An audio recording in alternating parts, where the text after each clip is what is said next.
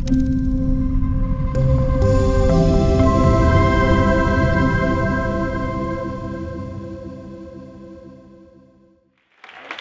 all stand up.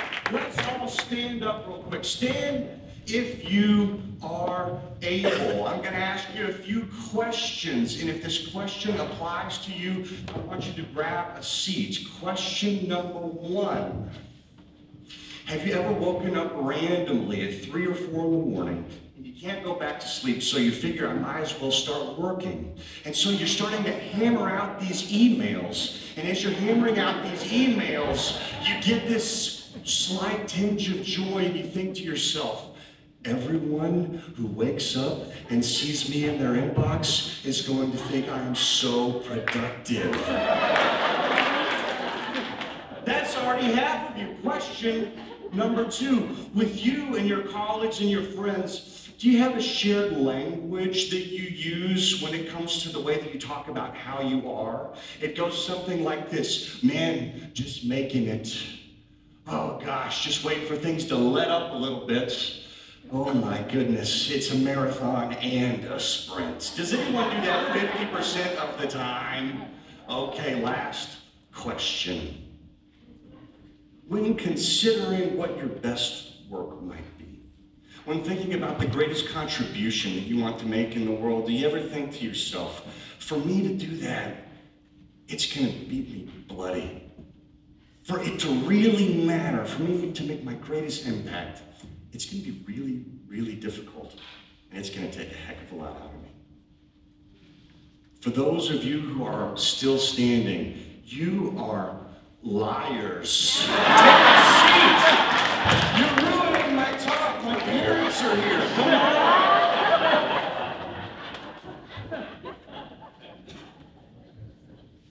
If you're anything like me, I've done and felt all of those things.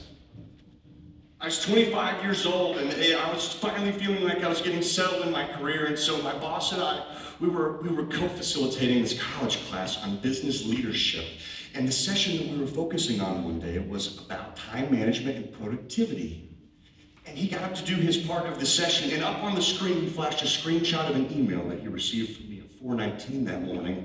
And he said, ladies and gentlemen, let me tell you, if you want to be masters of your own fate, if you want to fulfill your potential, do what Reagan does. Wake up earlier than everyone else. Run faster than everyone else. That's the way that you make it. I was so honored. I felt like I had finally done something right. And that jet fuel, I started drinking that for half a decade. Jet fuel's good. It burns hot, but it also burns fast. 5 years later, I'm sitting with my therapist after a really good week. But I'm not able to celebrate that. I'm not able to find joy in the work that I had done. And she said, Reagan, this was a great week. What is the deal? I said, it was okay, but if it's really going to be good, I feel like it's got to be a little harder than that. For me to really feel like I did something that was worthwhile, I feel like I need to suffer a little bit more. Anybody else out there like that? You know, as I was coming up, I was indoctrinated with this thought process that if I'm not beaten, battered, or bloody, that I'm not fulfilling my potential. Even after shifting careers a couple of times, that tireless ghost still followed me. I'm not saying that there's anything wrong with hard work, with investing ourselves in something that matters, but my goodness, my friends, if it's something that we choose to do, which most of us in this room are lucky enough to be involved in things that most likely we've chosen to do. We have agency over our time. We get to come and share ideas on a day like today. How then are we completely missing the boat? How then, instead of celebrating the work that we get to do we believe that we only need to do more and more? I told my therapist that day, I said, for me to make my greatest contribution, I feel like it's going to have to nearly kill me. Anyone who started a country or a business or a movement that we've subscribed to, no way did they sleep at night. No way did they have quality relationships. No way did they have peace. in their hearts. And I know that I couldn't live this way anymore. So I started to wonder, if we can't change the work to be done, because all of us have work to do, and important work at that, the reward for hard work is what? More hard work. The work is constant, the work doesn't go away. So what can change?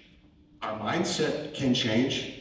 Just because our circumstances don't change, the work doesn't mean that they get to change us. So I've got 3 mindsets that have helped me navigate this process of having a healthier relationship with my work. Mindset number 1 is overcoming the fear of easy.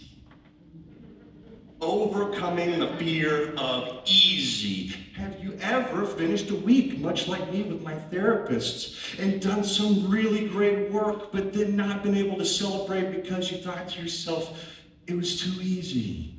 For things to matter, they have to be hard. For me to really make a contribution, I gotta get in a fight in a back alley to make it happen. So I'm an amateur magician. Please keep listening. In high school and college, I would go to the magic store and I would get magic tricks and coins and cards, and I would go to school and practice these tricks on my friends, and they would be amazed. And then I would go and get another trick and bring it to school and then take it to church. And man, I was obsessed with the high of being able to blow people's minds with these illusions. But here's what started to happen. As I start to execute these tricks, I start to realize how they're done. The more proficient I become at the trick that I'm employing, at the illusion that I'm showing, the more I'm bored. I went to the guy that owned this magician shop, and I said to him one day, I said, this is crazy. I feel like the thing that really got me excited about doing magic, I'm losing interest. And he leaned back and wisely said, it's the saddest day in any young magician's life when they realize they're no longer going to be impressed by their illusions. Where does this happen to us in our work? Let's think about it. We spend our entire careers working to be proficient at something, trying to be an expert. We demystify the process that we employ to do our jobs, and so as a result, as difficulty begins to decrease, our ability to be impressed with ourselves decreases also. So where do we find ourselves after having employed the skills that you've worked so hard to hone, after a week or a month or a year of doing really great work and making great contributions, but it's starting to become more natural to you? We miss the boat of celebration. We forget to pause and be thankful for the chance to do the work in the first place. We choose to not believe that isn't that the point whenever we decide to become proficient at something so that it becomes easier and more natural to us? Then what happens? We try and find something else that's difficult. We try to find a different brand of jet fuel. We shift from the thing that we've dedicated our time to because for us it's not as impressive as it used to be. But my friends, I gotta tell you, those contributions that you've learned to make, those skills that you have, the inclinations and convictions that you possess based on experience, we need those. Do not rob us of the moment to make a great contribution because it doesn't feel as difficult as it once was.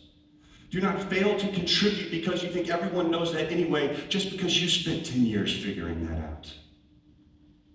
It might just be a magic trick to you, but it could be the most wonderful illusion and experience for us. Don't rob us of that. Overcome the fear of the things that come easy and naturally to you, and pause for moments whenever making your contribution and consider, if this is easy, let's count that as a win. And let's not try to create ways for things to be more difficult because we want to identify with the folks who choose to make things difficult on themselves. Is that really the tribe that we want to belong to? Either I'm sprinting or I'm failing. No, thank you. Pull your magic tricks back out and show them to us. Mindset shift number 2. While mindset shift number 1 was all about overcoming the fear of the things that might be easy and internally remembering that we have things to offer, mindset shift number 2 is about realizing that nothing of substance is going to happen without great contribution to the world if we choose to do it alone. Flow where the water already flows.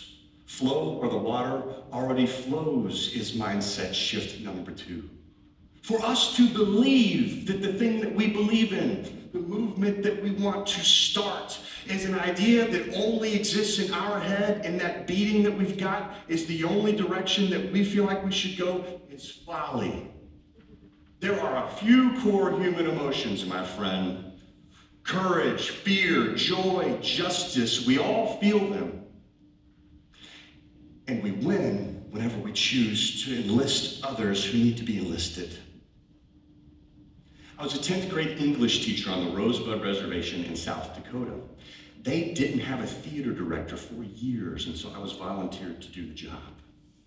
I decided that we would be ambitious and we would do A Midsummer Night's Dream, unabridged. Oh man, and these 10th graders took to it. They loved it. And we were cruising to a great show. I failed to keep something in mind.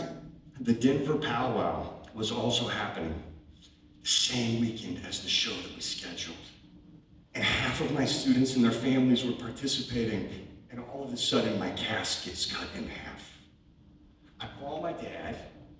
I say, hey, I have every right to cancel this, right? Like, you can't blame me for not making this happen. He said, yeah, you do. But have you tried looking outside of the conversation you're having in your own head for a second? Are there other people trying to do similar work? Are there other folks who might have the same convictions? Perhaps are there individuals who could be saved by being enlisted in this work? Oh, so I thought, I know I have a teacher friend down the hallway who's having a hard time creating relationships with his students, and 2 of those students are in the play. I know that I have another teacher friend who's trying to get a theater program started at the middle school. It might be nice to collaborate. I know that I've got another friend who was in theater in high school and hasn't got to scratch that itch for a decade and would love some stage time. Next thing I know, with my teacher friends and parents of my students, we've got a production and we bring the house down and we have to have shows the next weekend. And that one teacher who was having a hard time making relationships with his students, guess what? He became a celebrity. Because if you know Midsummer Night's Dream, he had to play Francis Flute, who dresses up like a girl and he puts socks in a brassiere. Legend, instantly. None of this would have happened if I believed that I was the only person who had a desire to have a creative community. If I believed that this play and its only objective was because I agreed to be the drama director. There's water flowing. Stay out of your little narrow brook that goes off to this way. Think about where other people are flowing in the same direction, because again, we're more alike than you think. The human needs that we have to connect and to belong and to feel productive and to be heard and to be creative, we're all moving further in the same direction than you think. Flow where the water already flows. Mindset shift number 3.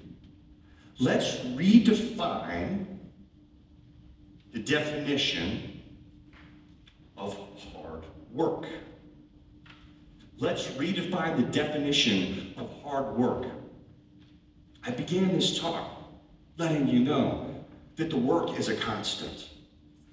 The work is not going to go away, and if we do our job right, we'll have the opportunity to do more of it. But I believe that there is work to be done before the work. There is work to be done before the work. Where are we on the insides? Have we stopped to wonder, do I really have what it takes to bring to the table? Can I overcome the fear of easy? Do I really have other people that I can list and flow where the water already flows? Do I believe that I have value to add? I had a mentor in college, And we would go and bother him as we were graduating as seniors, and I would always say, I did all the work, my resume's great, I don't feel like I'm getting enough job opportunities. And he would politely listen to me, and he sat in one of these swivel chairs like a ball turret gunner, and he would just move back and forth. And when he was finished listening to me complain, he would get me in his crosshairs, and he would say, Reagan, how many times do I have to tell you? You're getting it all wrong. It's not about you. The work is not about you, and the people for whom you do it for are not dependent upon you. But if you recognize that the fact that you get the chance to participate in the work is a gift in and of itself, and when you remember that the people you do the work for are the beneficiary, when you believe that the only objective that you have is to be whole in here and then add value out here. Where do we want to find our identity? Do we want to find it in continuing to ratchet up the level of difficulty in our life? Do we want to find it in playing the game alone, because at the end maybe we'll get all of the credit? Do we want anxiety, fear, and stress to be our companions? Or perhaps could we make our greatest contribution? Perhaps could we do our best work while also carrying with us freedom and peace? It is all a gift. The gift is to participate. People often quote the poet Mary Oliver. She's got a great line about what will you do with your one wild and precious life. I also love the ending to another one of her poems that goes this way. When it's over, I want to say, all my life I was a bride, married to amazement. I was the bridegroom, taking the world into my arms. When it's over, I don't want to wonder if I've made of my life something particular or real. I don't want to end up sighing or frightened or full of argument. When it's over, I don't want to end up having simply visited this world.